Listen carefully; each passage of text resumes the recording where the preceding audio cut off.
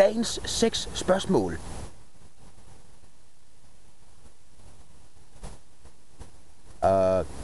Jeg har fået dagens spørgsmål fra Gitte på 17. Og hun skriver...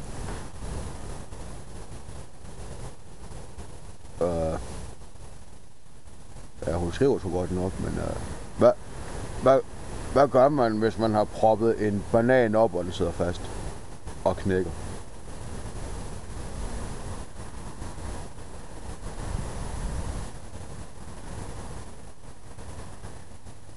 Jo...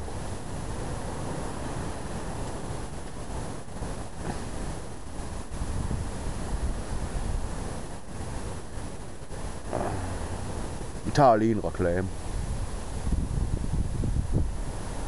Luder Leila fra Bonbon. Danmarks sjoveste slik.